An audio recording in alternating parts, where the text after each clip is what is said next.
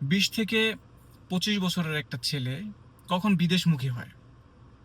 যখন ছোটবেলা থেকেই এক একটা মানুষ এক একটা স্বপ্ন নিয়ে বড় হয়, যে আমি এইটা হব, আমি ওইটা হব। যখন সে সেই স্বপ্নটা পূরণ করতে পারে না, বা মনে করেন যে স্বপ্নটা কোনোভাবে পূরণ হইল না, যখন তার আহ, পিঠটা একেবারে দেয়ালে ঠেকে গেছে, তখনই মনে করেন একটা ছেলে বা একটা মেয়ে প্রবাসমুখী হয়। তো প্রবাসমুখী হওয়ার পরে ধরেন কোনো না কোনোভাবে টাকা পয়সা ম্যানেজ করলো প্রবাসে যাওয়ার জন্য। আর আমাদের দেশের দালাল তো আছেই। তো অহরহ প্রচুর প্রচুর আছে এরকমের উদাহরণ, যে এই দালালদের কারণে একটা ছেলে বা একটা মেয়ের স্বপ্নভঙ্গ হয়, নানানভাবে হ্যারাসমেন্ট হইতে হয় বাংলাদেশে, যেটা অন্য কোনো দেশে নাই। পৃথিবীর, বিশ্বাস করেন, পৃথিবীর অন্য কোনো দেশে নাই যে এতটা হ্যারাসমেন্ট এই যে দালাল কর্তৃক আমাদের বাংলাদেশের প্রবাসীরা হয়। এইটা পৃথিবীর কোনো জায়গায় নাই, পৃথিবীর কোনো জায়গায় নাই। শুধু আমাদের বাংলাদেশি দালালরা এইটা করে।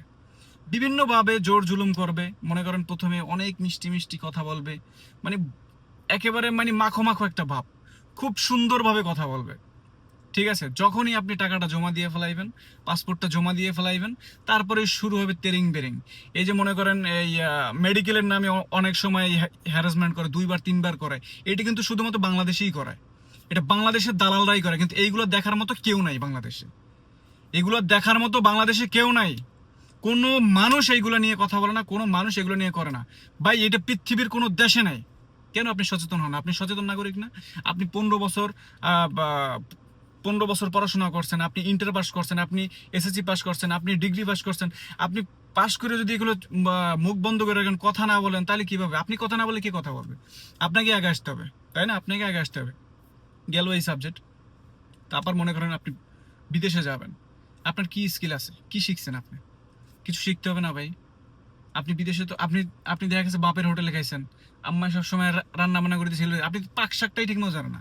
বিদেশে আসার আগে সবার আগে রান্না বান্না শিখবেন। এইটা হচ্ছে, এটা কমন। সবার আগে রান্না বান্না শিখবেন, বাড়িতে বসে কাজ শেখার আগে রান্না বান্না শিখবেন, কিভাবে রান্না বান্না করতে হয়। নাইলে চোখের পানি, নাকের পানি, সব পানি এক হয়ে যাবে। বিদেশে আসার পর সব পানি এক হয়ে যাবে। আমার কথাগুলো হয়তো একটু অন্যরকমের শোনায়, কিন্তু এটাই বাস্তবতা। বিদেশ আসলে এই সমস্যার সম্মুখীনগুলো হবেন।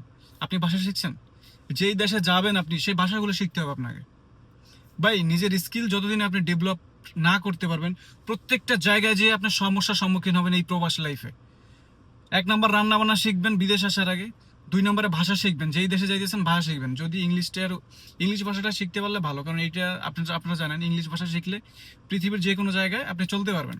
কিন্তু যেই কান্ট্রিতে যাইতেছেন, ওই ভাষাটার উপর গুরুত্ব দিবেন। ওই ভাষার উপর গুরুত্ব দিলে আপনার সব কিছু সহজ হবে, সব কিছু সহজ হবে। আপনি আপনার মনের ভাবটা অন্যকে প্রকাশ করতে পারবেন, সে আপনার মনের ভাবটা আপনাকে প্রকাশ করতে পারবে। যখন আপনার কথার কমিউনিকেশন হবে, তখন সব কিছু ইজি হয়ে যাবে, কাজ ইজি হয়ে যাবে, অনেকটা ইজি হয়ে যাবে, যদি ভাষাটা মোটামুটি বেসিকটা আপনি জানেন, কাজ করার মতো আর কি। অনেকটা ইজি হয়ে যাবে। গেল 2টা বিষয়, রান্না বান্না এটা শিখতে হবে। নাম্বার 2, আপনাকে ভাষার উপরে গুরুত্ব দিতে হবে।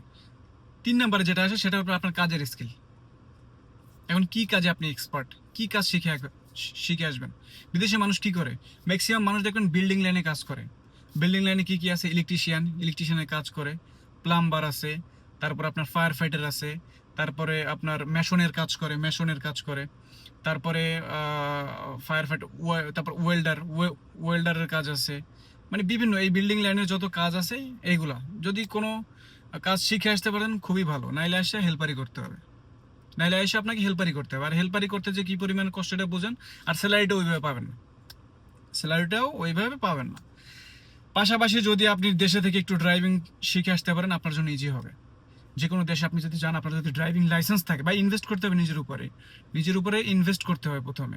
নিজের উপরে ইনভেস্ট করতে পারলে কাজে একটা সময় গিয়ে শান্তি পাবেন আপনি, বা ভালো একটা জায়গায় যেতে পারবেন। তা আপনি যদি নিজের উপরে ইনভেস্টই না করতে পারেন, তাহলে হবে না। আপনি যদি ড্রাইভিং শিখে আসতে পারেন, খুব ভালো। ড্রাইভিং উপর দক্ষ থাকলে এই দেশে এসে আপনি লাইসেন্স নিলে যে কোনো কাজ আপনার জন্য ইজি, ভালো ভালো কাজ পাবেন আপনি। ড্রাইভিং লাইসেন্স থাকলে যে কোনো দেশে আপনি কাজ পাবেন। তারপরে আরেকটা বিষয় আছে, সেটা হচ্ছে অনেকে ওয়েটারের কাজ করে হোটেলে, বাংলাদেশিরা ম্যাক্সিমাম এইগুলোই কাজ করে। আমি বলতেছি যাদের প্রফেশন, মানে ধরেন আপনার এডুকেশন, পড়াশোনায় তেমন একটা মানে অত দূর যাইতে পারেন না, বা ওই ওই স্কিলে যাইতে পারেন না, ইঞ্জিনিয়ার ওই সব কাজ টাজ পারবে না। মানে নিম্ন স্তরের, মধ্য স্তরের মানুষের কথা বলতেছি আমি। এরা এদের জন্য আর কি, যেটা আর কি করতে হবে। তো আপনি এইটা যদি শিখতে পারেন তো খুবই ভালো, ড্রাইভিং শিখে আসলেন। তারপরে আপনি ওয়েটারের যদি কাজ করেন, ওটা তো ভাষা লাগবে, কিন্তু ওয়েটারের কাজ ওইটা করে ওই বিষয়ে যদি দক্ষতা থাকে সেটাও ভালো। ওয়েটার মনে করেন একটু ইয়া করলেন। তারপর আরও কিছু বিষয় আশায় আছে, যেমন অনেকে করে ধরেন ক্লিনারের কাজ করে। ক্লিনার কাজ করলে তো ওইটা তো মনে করেন ক্লিনার, অনেকে আছে বলদিয়ার কাজ করে, বাংলাদেশে এসে বলদিয়ার কাজ করে। তো যে কোনো জিনিস, যে কোনো বিষয়ের উপর আপনি যদি দক্ষতা অর্জন করতে পারেন, যেই জায়গায় থাকেন, আপনি যে কাজে আসেন, ওই কাজটা আপনাকে শিখতে হবে। এদেশে আইসা আপনাকে শিখতে হবে। শেখার পরে আপনি যেটা শিখতেছেন ওইটার উপরে আপনার স্কিল বাড়াইবেন। স্কিল বাড়াইলে কি হবে, একটা সময় গিয়ে আপনি ভালো একটা প্রফেশনে যাইতে পারবেন, ভালো একটা কাজে আপনি যাইতে পারবেন, আপনাকে মানুষ ডাকবে কাজের জন্য। আর একটা জিনিস, আপনার সার্কেলটা বড় বানাবেন, মানুষের সাথে পরিচিতি বাড়াবেন। বিদেশে আসার পরে মানুষের সাথে পরিচিতি বাড়াবেন। পরিচিতি বাড়ালে কি হবে, সব জিনিস আপনার জন্য দেখবেন আরো সহজ হয়ে গেছে। কিন্তু মানে অনেক বিষয়টা আপনার যখন সার্কেলটা বড় থাকবে, তখন আপনি কাজ পাবেন। যারা ফ্রি বিষয় আছে, ফ্রি বিষয় এদের জন্য জিনিসটা সহজ হয়। অনেক ভালো ভালো কাজের সন্ধান পাবেন এগুলোর মাধ্যমে। আর আপনার স্কিল থাকলে তো কোনো কথাই নাই। আরও অনেক পরবর্তী ভিডিও আসতেছে এইসব বিষয়ের উপরে। সো চ্যানেলটা সাবস্ক্রাইব করে দিন, সাথেই থাকেন। ধন্যবাদ।